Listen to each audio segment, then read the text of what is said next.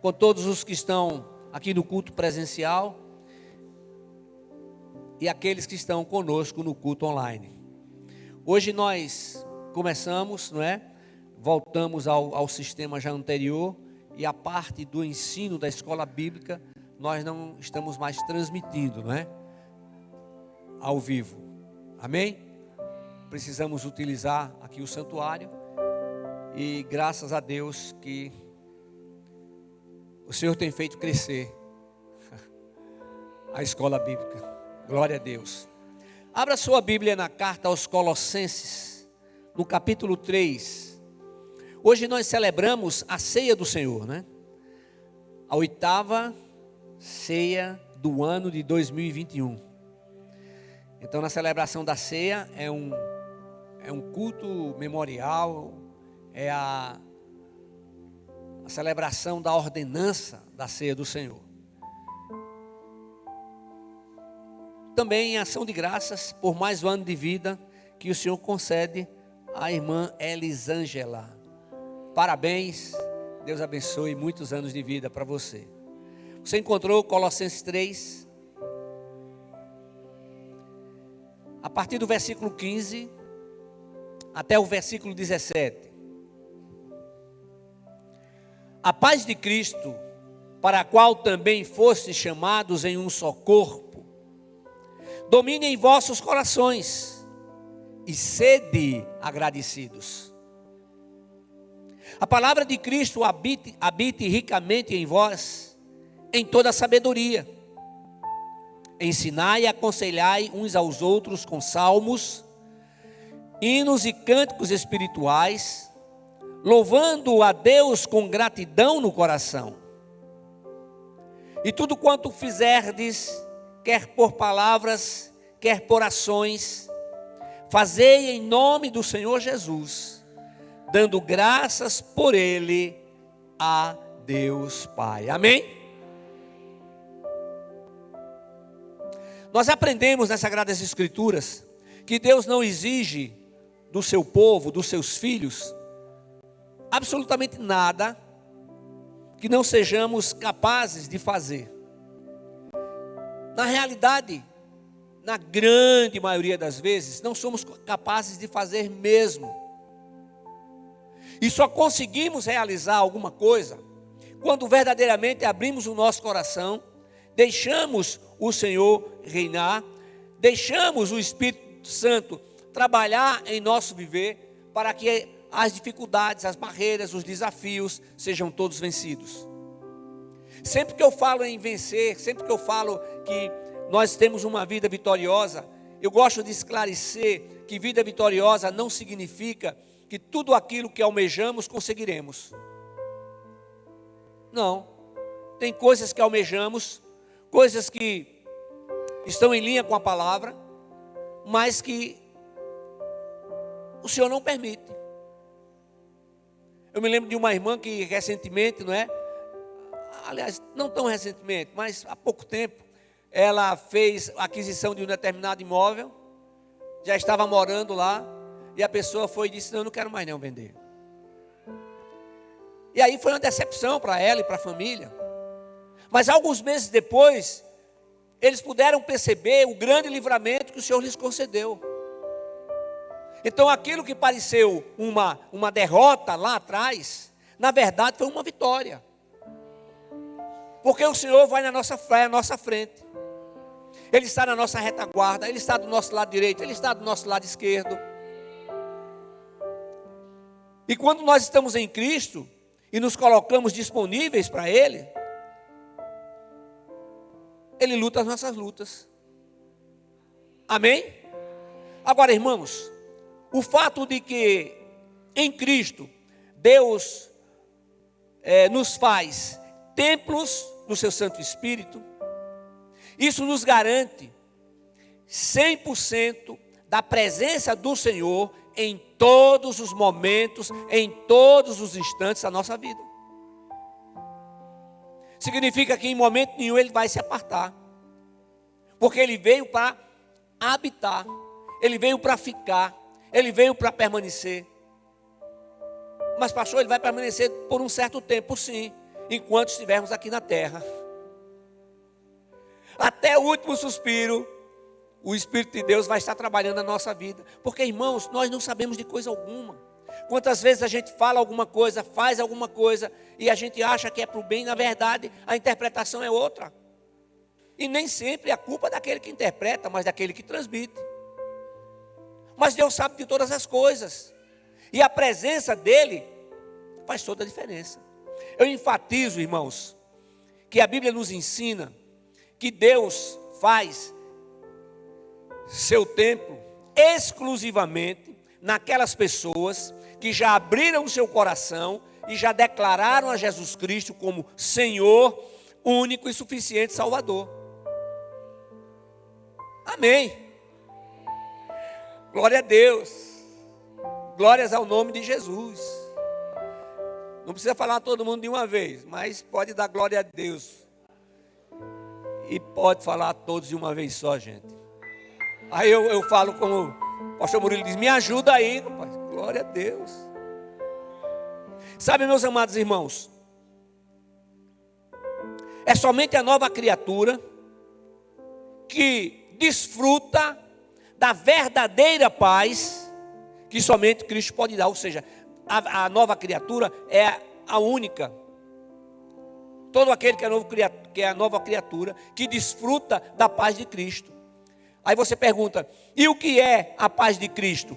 É a certeza de que o nosso Redentor vive, de que as suas promessas continuarão sendo fielmente cumpridas. E aí a gente vai ver quando o Senhor fala sobre fidelidade. Ele usa o apóstolo Paulo para nos ensinar que mesmo que sejamos infiéis, ele permanece fiel, porque não pode negar-se a si mesmo. Você conhece o texto. Ora, se o Senhor nos dá exemplo de fidelidade, Ele quer que sejamos fiéis. Fiéis uns com os outros. Fiéis com Ele. E essa fidelidade, ela começa no mais profundo do nosso ser. Ela começa no nosso ser interior. Agora, irmãos, tendo nos purificado pelo sangue de Jesus, nós recebemos da sua paz, que essa paz, ela se faz transbordar e alcançam as pessoas que estão próximas, onde quer que estejamos. Amém. Onde quer que estejamos.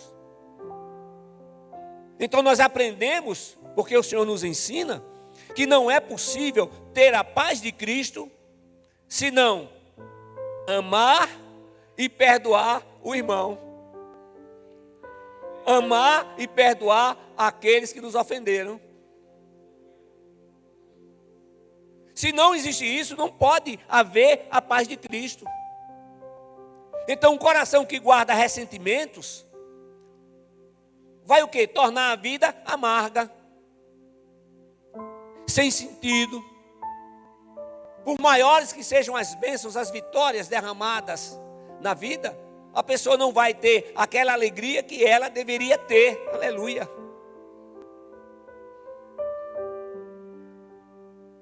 É por isso que o Senhor nos ensina que acima de tudo que devemos guardar, guarda o coração.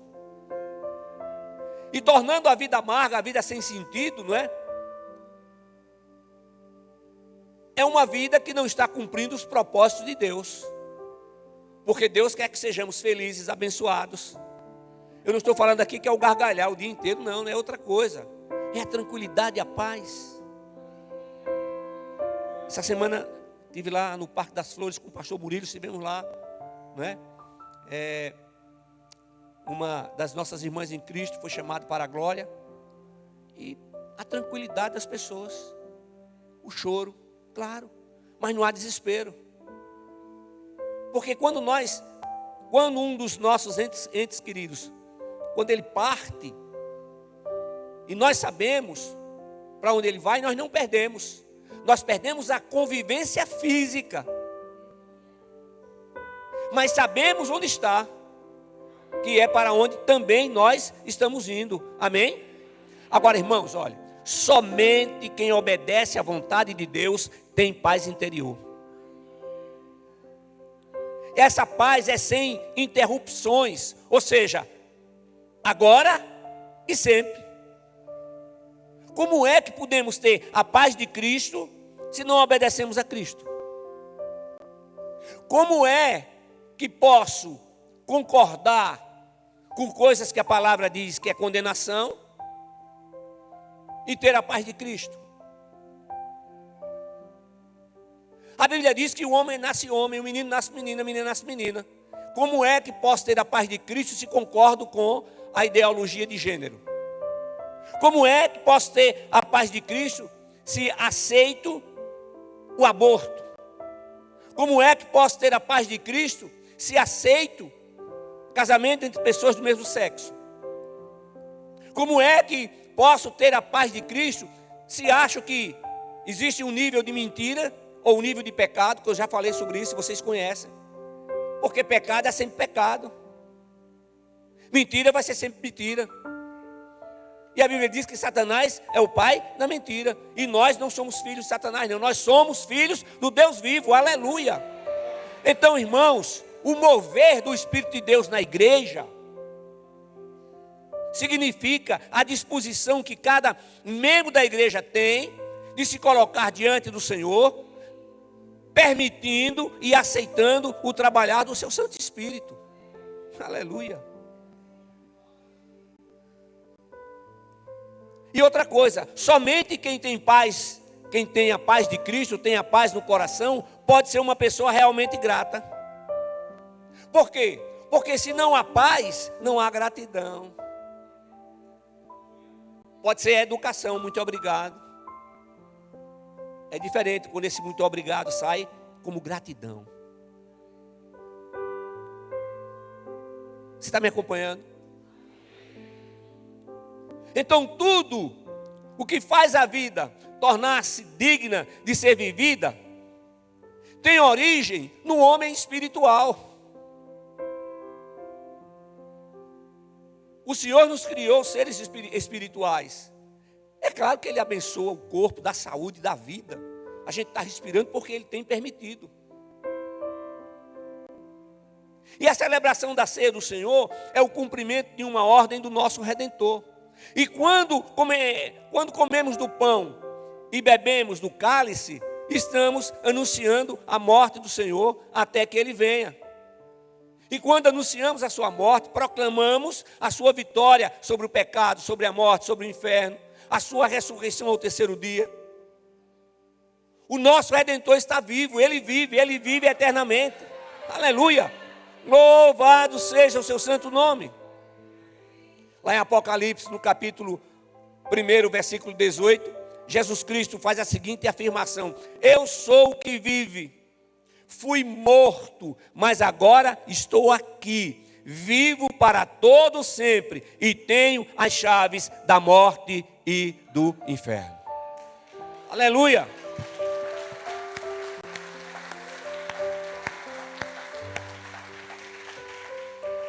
Esse é o nosso Redentor.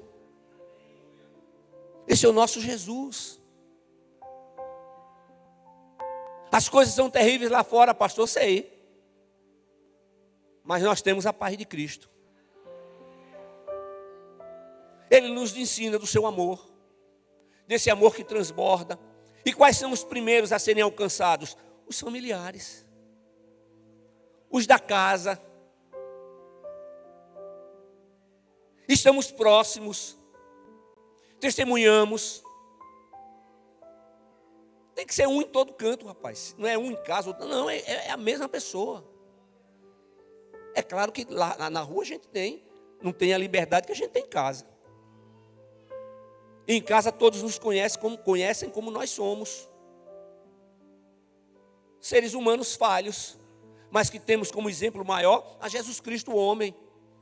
O único que não pecou, que não errou. Somente quem tem a paz de Cristo pode tratar verdadeiramente bem e como merece o seu cônjuge.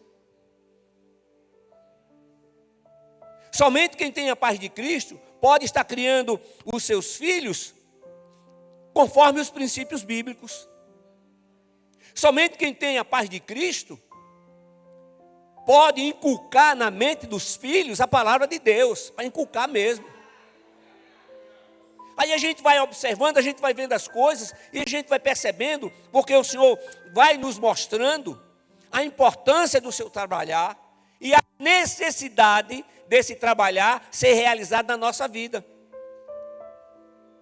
E é cada pessoa, individualmente, que vai abrir o coração, permitir o trabalhar do Senhor e concordar e aceitar aquilo que Ele tem para fazer. Na carta escrita aos Colossenses, o apóstolo Paulo enfatiza a necessidade da nova criatura jogar fora as vestes do velho homem e revestir-se do novo homem. Está lá em Colossenses capítulo 3, mesmo no nosso texto, os versículos 12 e 13. Então, como santos e amados eleitos de Deus, revestivos de um coração cheio de compaixão, bondade, humildade, mansidão e paciência, suportando e perdoando uns aos outros. Aleluia. Vou repetir. Então, como santos e amados eleitos de Deus, revestivos de um coração cheio de compaixão, bondade, humildade, mansidão e paciência, suportando e perdoando uns aos outros. Se alguém tiver alguma queixa contra o outro, assim como o Senhor vos perdoou, também perdoai. Perdão não é questão de amnésia, mas é questão de obediência. A minha experiência, você tem alguém para perdoar? Então, quando você orar, fala e cita o nome da pessoa e diz que declara perdão para ela. Você sabe que tem gente que não consegue? E o que é que a gente faz? A gente ajuda. Vamos lá, ore comigo. E vai declarando perdão. Aí vai ouvir aquela vozinha, não é?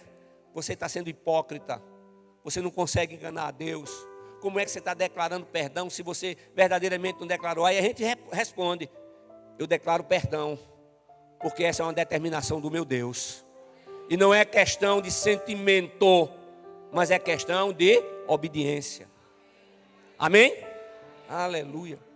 Sob inspiração divina, o apóstolo Paulo nos faz voltar o olhar para o Calvário. Com isso, nos faz lembrar do que foi que Deus fez por nós. Irmãos, a eleição divina não tem base em méritos, mas é a graça de Deus. A graça de Deus, a graça infinita de Deus, que nos assiste em todos os momentos da nossa vida. Eu coloquei como tema dessa mensagem uma pergunta. Eu vou fazer 2 vezes essa pergunta. E você responde aí na sua mente. Pergunta que eu fiz para mim e que você deve fazer para você. A paz de Cristo domina em meu coração? Eu pergunto para você. Você responde aí, quietinho. A paz de Cristo domina o seu coração? A paz de Cristo domina em seu coração? Estimados irmãos, nós, a igreja de Cristo, formamos o corpo vivo de Cristo. O que precisa e tem que ser, as coisas que precisam e têm que ser mudadas, o Senhor vai fazer. Agora, o que precisa e tem que ser mudado na nossa vida é a nossa conduta e o nosso caráter. Precisam ser mudados. Se o Senhor diz que é para ser fiel, se o Senhor diz que é para obedecer, se o Senhor diz que é para viver uma vida na dependência do seu Santo Espírito.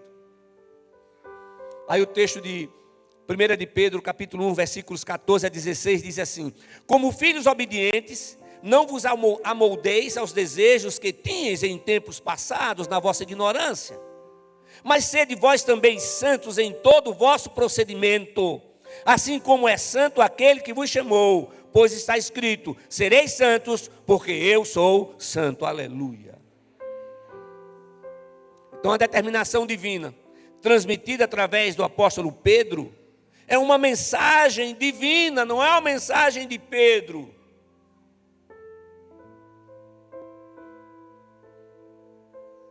E o que diz essa mensagem? Que cada pessoa é responsável por as palavras, as palavras que profere e os atos que pratica.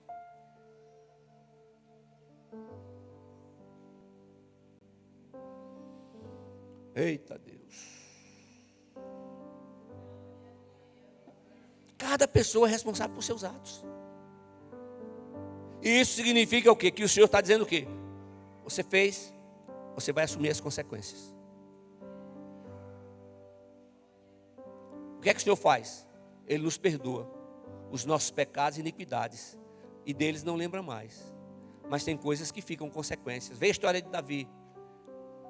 Davi foi um homem segundo o coração de Deus. Deus perdoou. Mas quantas consequências na sua vida familiar? Olha, eu vou dizer uma coisa para vocês. Não cabe aos pastores, não cabe a nós pastores, monitorar a vida dos membros da igreja. Não. Como não cabe a você julgar ninguém. Como não cabe para nós julgar ninguém. Pode não. Tem gente que diz assim: não, eu olho para a pessoa, já sei tudo que a pessoa é. Misericórdia, eu repreendo esse espírito de adivinhação.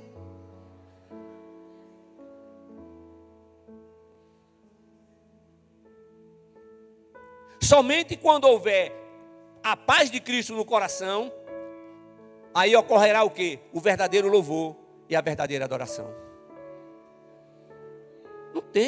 Não dá. Uma coisa é cantar, outra coisa é louvar. Uma coisa é cantar, outra coisa é adorar. Eu não estou falando aqui que o ser humano ele tem que estar 100% perfeito. Puro, não, puro foi o Senhor, o único. Sem pecados, o Senhor. Quando a pessoa murmura, ela está falando mal do seu irmão. E até mesmo às vezes dos seus pastores. E vice-versa. A recíproca é verdadeira. Mas a ordem dos fatores não altera o produto.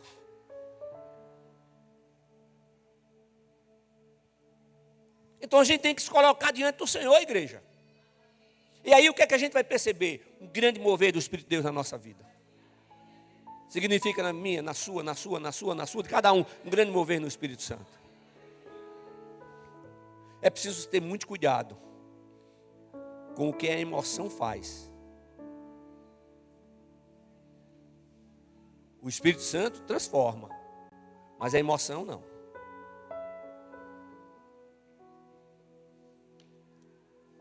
O que significa isso? Que sem paz no coração pode haver o choro. Nada contra o que eu vou falar, viu? Nada contra. Mas eu estou falando nesse assunto aqui, em nome de Jesus. Então, sem paz no coração, pode haver o choro, pode haver o pular, pode haver o gritar, pode haver o sapatear, pode haver o rodopiar, pode haver o profetizar, mas tudo isso não passará de emoção. Com todas essas coisas, somente você nunca terá mudança de vida. Quem muda a nossa vida e quem muda a nossa história é o Espírito de Deus. É o Senhor. A nova criatura não tem que estar voltando ao passado. Tem que deixar trabalhar. Teve a grande manifestação do Espírito de Deus. Glórias a Jesus. Caiu, levantou diferente. Tivemos nessa semana, na sexta e no sábado, dois momentos extraordinários. Sexta-feira eu não estava aqui, estava com Damares no outro compromisso, uma das nossas irmãs que celebrou Bodas de Ouro. E a palavra da sexta, o que aconteceu, e ontem eu estava aqui, palavra abençoada que a Ariana trouxe. Aquele exemplo de estar com o passaporte, não esqueça. Aquilo que Deus faz na nossa vida, aquilo que Deus quer fazer. É Ele que abre as portas, é Ele que abre as maletas. É Ele que abre as pastas. É Ele que faz isso, gente. É o Senhor. O cara é mal-humorado, o cara só vive... Gente, Deus transforma. E não transforma totalmente, porque a natureza do homem é má. Minha, sua, nossa natureza. A gente tem que mortificar o velho homem. Eu vi lá fora uma pessoa lá do outro canto dizendo o seguinte: você não precisa mais mortificar o velho homem, porque você é uma nova criatura. Que doutrina é essa que não tem na palavra? Se a Bíblia diz que é para a gente mortificar o velho homem a cada instante, a cada momento. Porque se não mortificar, ele vai levantar, e vai levantar pior do que era antes. Quem tem a paz de Cristo no coração, não vive, eu estou falando, não vive a coisa contínua em litígio, em desacordo com o seu cônjuge, com os seus filhos, com os seus pais. Se você verdadeiramente tem a paz de Cristo, as coisas jamais valerão mais do que as pessoas.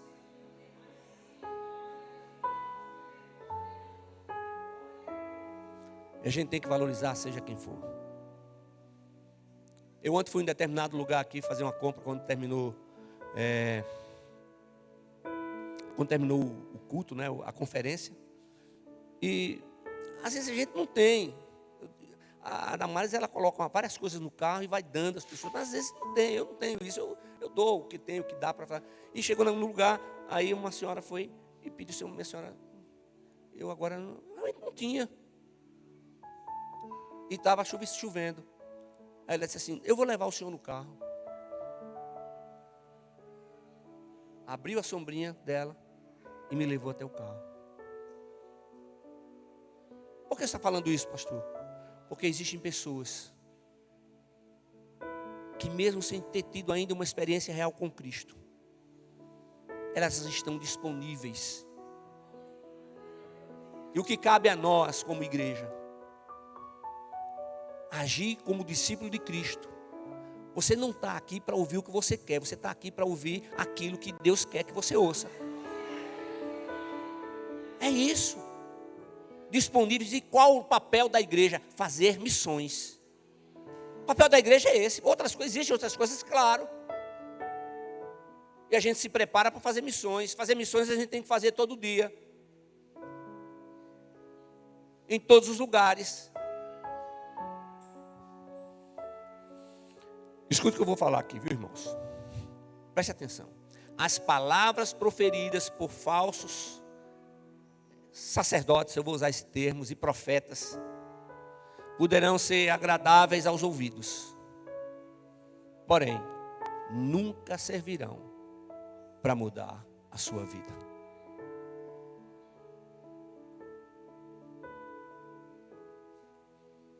Me responda aí no seu coração. A paz de Cristo domina o seu coração? Eu encerro dizendo que a palavra de Deus, ela será real no coração daqueles que têm experimentado da graça, da paz de Deus. E ela está disponível para todos. Eu me lembrei agora do pastor José Gonçalves. Pense nisso, em nome de Jesus. Amém. Amém. Agora eu já vou emendar aqui. Deus fez o quê? Deus usou o apóstolo Paulo para instruir a igreja a respeito da ceia. Já entrei em outro assunto, tá certo? Mas que é a mesma coisa, que é tudo palavra. Glória a Deus, aleluia. E lá na exposição que Deus orientou o apóstolo Paulo para fazer, onde ele expressou, não é? Lá em 1 Coríntios, no capítulo 11, principalmente que eu vou citar aqui no verso 28, no versículo 28, é uma exortação. E a exortação, ela é pessoal, eu vou mais adiante, e intransferível. Não há como você passar uma procuração, eu vou passar uma procuração para fulano no reino espiritual. Isso não existe, não. O que é que ele diz? Examine, pois, o homem a si mesmo, e dessa forma coma do pão e beba do cálice. A palavra não é para deixar de participar, mas para deixar o pecado. É isso. A palavra não é para deixar de participar da ceia, mas para abandonar o pecado. Porque o homem pode enganar o outro, mas ninguém pode enganar a Deus. Ele é amoroso, ele é poderoso, mas ele é o justo e fiel juiz. Ele não é. Ele é o justo e fiel juiz. Aleluia. O pão simboliza o corpo de Cristo. O cálice simboliza o sangue de Cristo derramado no Calvário. Que coisa maravilhosa. O próprio Deus se fez carne e habitou entre nós, por amor. Deus não precisa da gente para nada, não, rapaz. Não é o Criador que precisa da criatura.